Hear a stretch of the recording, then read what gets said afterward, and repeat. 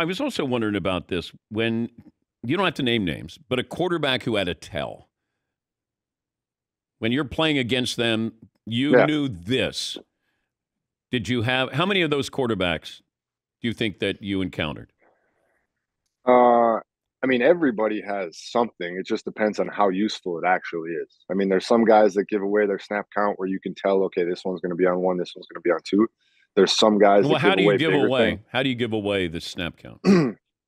So there's different things. Like when a guy walks up to the line of scrimmage, a lot of times, I mean, it's funny how simple this game can be at times. Like you got to get 11 guys on the same page.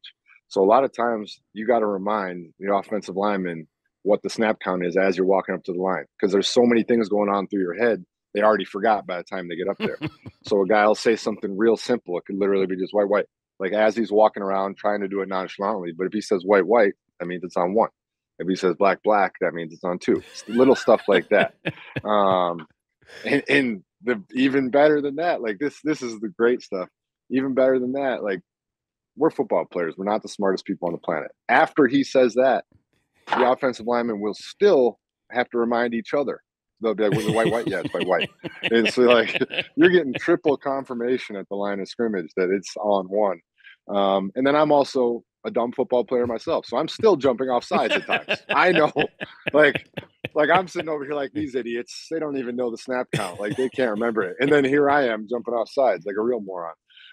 Then there's other bigger tells. Like there's some quarterbacks in the shotgun that they lift one heel up a little bit if it's going to be a run play, and they put that heel down on the ground if it's going to be a pass play, so they can drop back. Like there's little things under center. Some quarterbacks will bend their knee a little bit more if they're going to drop and hand off the ball to the right. They're going to hand it off to the left. So like there's a whole bunch of little things like that that are really fun, and I love. Those are the things my brother and I talk the most about. But also, you're reading the tackle who's in front of you. I'm guessing for body language as well. Yeah, yeah. I mean, you can see a ton of different things there.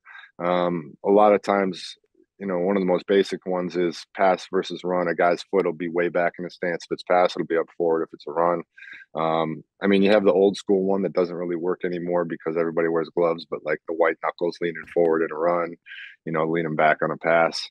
Um, an interesting thing that I always tell young guys with tackles, with any offensive lineman, their outside knee always moves first. It's just a little thing, but it's always the first thing to move. So whenever you're keying a get off for an offensive lineman, you key their little outside knee. If you're not a guy that likes to look at the ball, all little stuff like that. That's stuff you gain over the years. That's good stuff.